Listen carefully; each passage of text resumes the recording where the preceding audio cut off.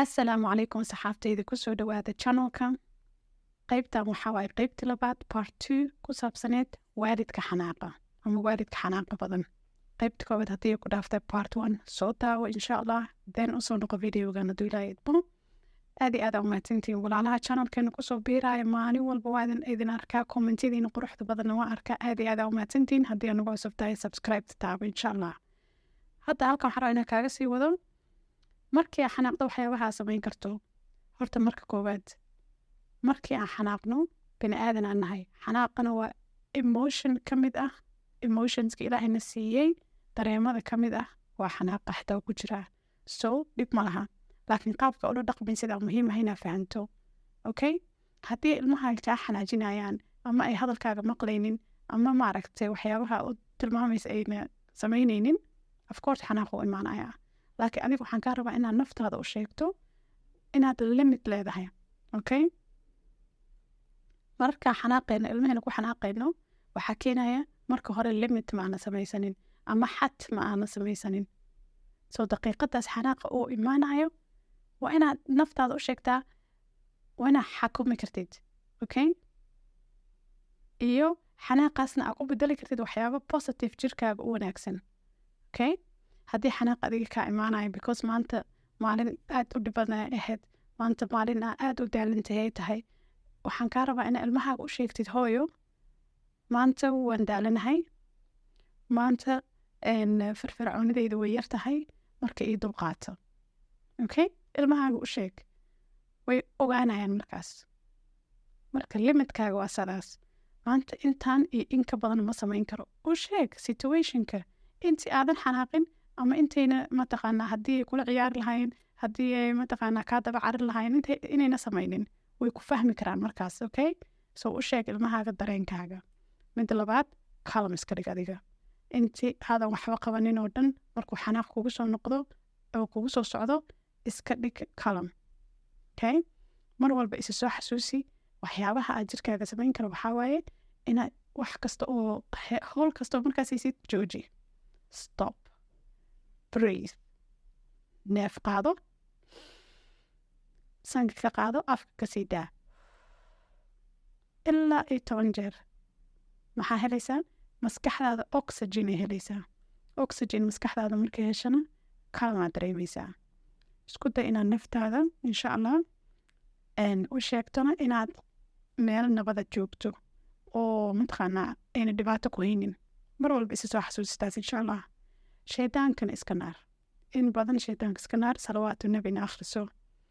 waxaa isku daydaa habit, waxaa ka dhigataa haddii aad tahay qof aad u xanaaq badan ama ilmaha ku xadgudba maantoo dhan 15 daqiiqo maalintaada 15 daqiiqo ka mid ah waxaa isku daydaa inaad mindfulness inaad samaysid ama inaad breathing exercises aad samaysid, neeftaada qaadanaysid, sii daynaysid 15 minute kaliya. waqtiyada ilmaha kaa hordaan, waqtiyada ilmaha iskuulka kaa jiraan, waqtiyada keliga aad tahay ama waqtiyada salaada dukata kadib xitaa sameey 5 daqiiqo. 5 salaadood aad dukataa, 5 daqiiqo salaad kasta markii aad dukatid adigoo mataqaanaa adkaartaadana niyada ka akhrisanaya, neefta sanka ka qaado, afka ka sii daa. badanaa qofka markay salaada dukato wayba degan tahay, sax?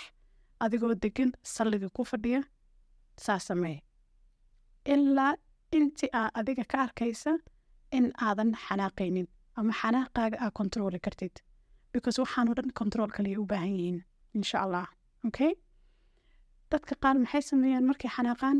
meeshay markaas taagan yihiin way ka dhaqaaqaan. meeshaa markaas taagan tahay ka dhaqaaq, qol kala tag, biyo soo cab, kushiinka tag, fariiso, uun ilmaha ka dhex bax. ilmaha yayna ku arkin adigoo mataqaanaa xanaaqaaga aadan kontrooli karin, because hadhowta iyagana adiga way kaaga dayanayaan. ilmaheena waxaan u nahay horta miraayad, adiga miraayad la daawanayaa tahay. isku day marka inay waxyaabahay ka arkayaan ay noqoto waxyaaba iyaga anfaca. hadhowta markay weynaadaan xitaa haddii adiga ay ka arkaan hooyo maanta sidaan iyo sidaanan dareemayaa, waxyar waqti isiiya, fariiso, kursi ku fariiso, neef qaado, afka ka sii daa. markay ku arkaan adigoo sidaas u dhaqmaya way kaa baranayaan habidka wanaagsan ama exercise-kaas yarka oo aad samaynaysid. Okay, iyagana waxay noqon doonaan dad ku dhaqmo qaabkii aad ay kaa barteen. hadhow marka iyaga xanaaqaana way isdejin karaan. muhiim waxaa mar walba inaan fahanno inaan isdejinno. midda kale waxay tahay mar walba isa soo xasuusi, mar walba isa soo xasuusi wanaagga. Okay, ilmahayga waan jeclahay, ilaahay wuu ii nimceeyey, alxamdulilaah, ilaahay ammaanadeyda oo ilmahayga u iga dhigay, ilaahay hantiida oo ilmahayga iga dhigay, inaan ku xanaaqa maaha, ilmahayga way yaryar yihiin. waxyaabahaas is soo xasuusi mar walba. taas is soo xasuusa reality-ga, xitaa maskaxda afkana ka dheh, afkaaga ka sheeg alxamdulilah, kor u qaad, dhegtaada ha maqasho si maskaxdaada u maqasho, qalbigaagana u dareemo insha allah. Okay, midda kale waxay tahay isweydii hadhowti markii xanaaqa kaa ba'o, isweydii naftaada maxaa kaa xanaajiye, why aa u xanaaqday, maxay tahay waxa ku keenaya maanta o dhan inaa xanaaqdo. you have to explore. waa inaad fiirisid, waa inaad dib iskugu noqotid. mar walbana waxaa ogaataa in ilmahaaga aa ku xanaaqdid dhib ma lahan, laakiin waxaa daran qaabka ilmahaaga ula dhaqmaysid. waa u sheegi kartaa hooy waa iga xanaajiseen, wax yartime u baahanahay, and then waxay hadda kuu sheegaya sameey. Okay, midda kaloo raba inaan kuu sheego waxaa waaye, haddii ilmahaaga ay kaa xanaajiyaan, markaas go-aan ha gaarin. go-aanka ama ha wanaagsanaada ama ha xumaado, go-aan ha ka gaarin.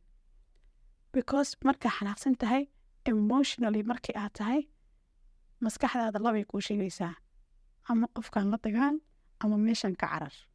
marka haddii maaragtay aad go-aan gaartid, go-aamankaa gaaraysid kama imaanayo meel wanaagsan, jacaylna kuma jiro. ilmahan maxay nooga baahan yihiin inaan jeclaano.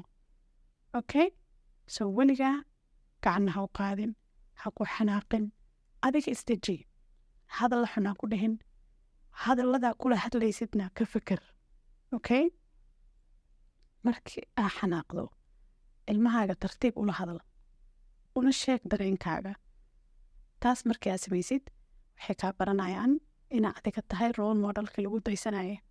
weli haddii aa xanaaqsan tahana dhib ma lahan, berri ka hadal wixii maanta qaldamay. so ilmaha kulama joogaan maalin walba, ma ayaga kaa tegaya. so adiga mar walba ma joogtid. alxamdulilah, ilaahay caafimaad hana wada siiyo, kulligeen aan iskula wada joogno, iyo cimri dheer, cibaado suuban. so mar walba isa soo xasuusi, today looma baahnina waxaan xalino, berriyaan ka hadlaynaa. ilmahaagana u sheeg, hooy maanta kama hadlayno, waxaa kaa rabaa ina aadaabtian kubara ku dhaqantid, howsha maanta naga qaldantana berriyaan ka hadlaynaa. taas xitaa bar ilmahaaga, waa waxyaabaha wanaagsan. adigana markaas inaad challenge garaysa aan loo baahnayn, iyagana ay fahmi karaan hooyo waa bini aadan, aabbo waa bini aadan, waqti u baahan yahay qofkan. Okay, mar walbana ogow inaad ilmahaaga mar walba u ducayso, mar walba ilmahaaga u duceey insha allah. waxaan rajeynaa inaad fahantay. commentka igu soo qora haddii aad rabtid inaa moor kasii hadlo topican insha allah. aad iyo aad aa u mahadsantihiin. asalaamu calaykum waraxmatullahi wabarakaatu.